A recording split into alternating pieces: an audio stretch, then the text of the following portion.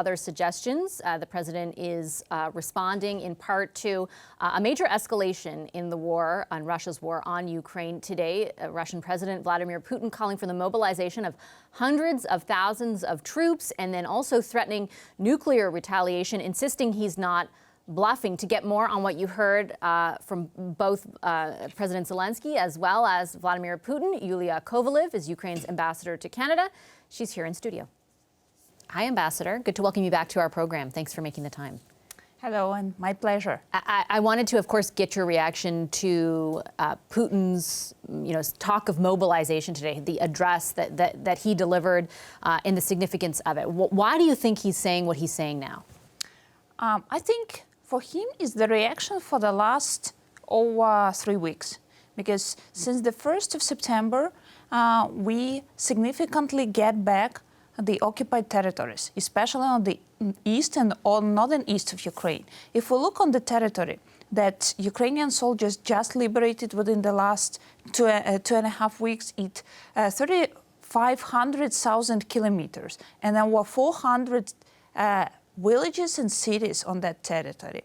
And of course, all of the myth around the Russian army, as they say that it was the second biggest Russian army, it is the quiet evidence that it's not so strong.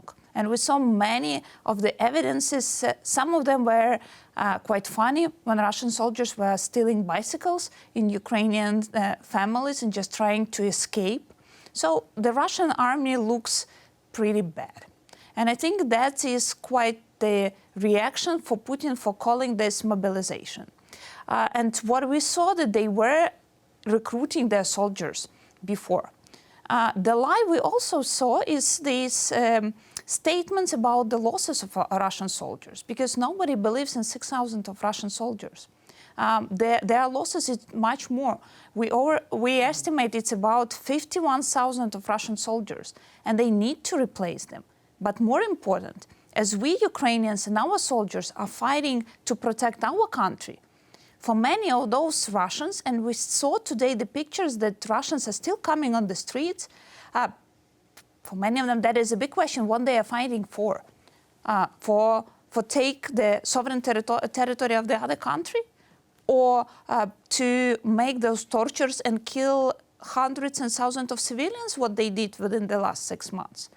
Even if, though, Putin's declaration today and his actions today are rooted in almost an admission of weakness, how worried should the world be about retaliation and the scope of it? Because he's threatening essentially nuclear retaliation, and he's saying, I'm not bluffing.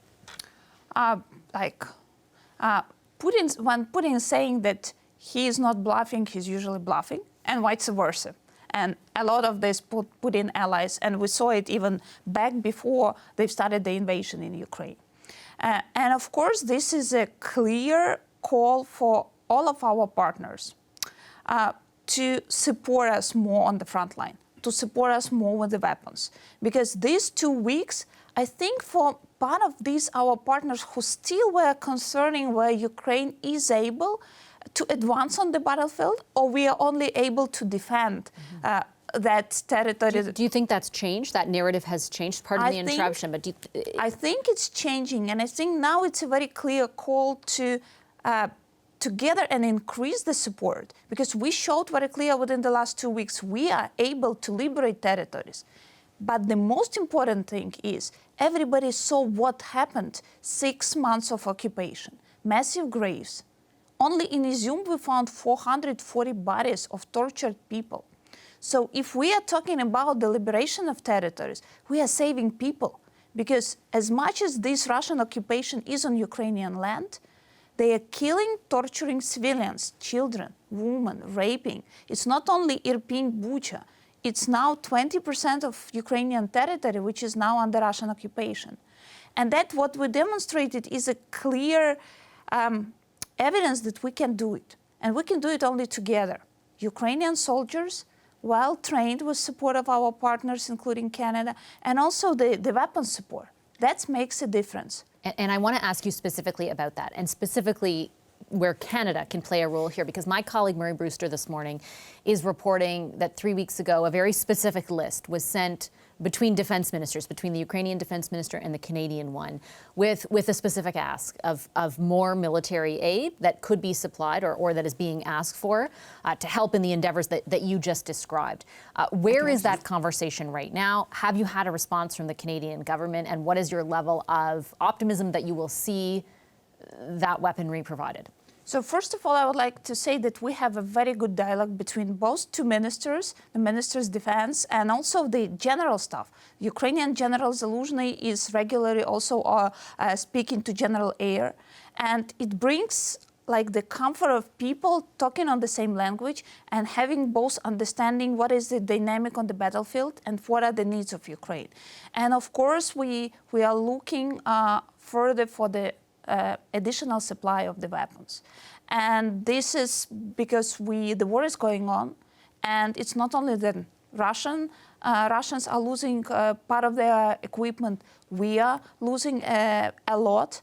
We are very grateful for, and I remember several months ago we were discussing with you in this particular place about the light armed vehicles. Yes. That was so much needed support from Canada, and we do appreciate this decision of the government about transferring to Ukraine this kind of the weapons. But the war is going on, and of course, yes, we need military support, and these conversations between two ministers are ongoing, and yes, there are this kind of the thing that we are discussing with the Canadian government, and I think especially today with this announcement of Putin and putting more stakes, that is the clear, I think, call for all of our partners to follow the thing what we all heard on the G7 meetings, that we will stand with Ukraine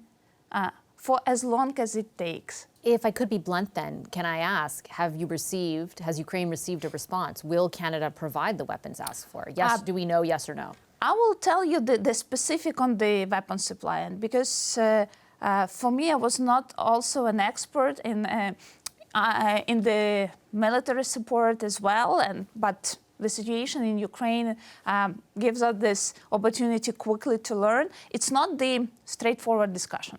And it has also the significant issue which is linked on what each and every country has on the stock, what can be produced here. So it's not a straightforward discussion, but we are optimistic because we as Ukrainians should be optimistic. So you don't have a straight answer yet because it's complicated, but ultimately you do think Canada will produce. We do rely on the Canadian support. Okay, thank you, Ambassador. I appreciate you making the time today. Thank you.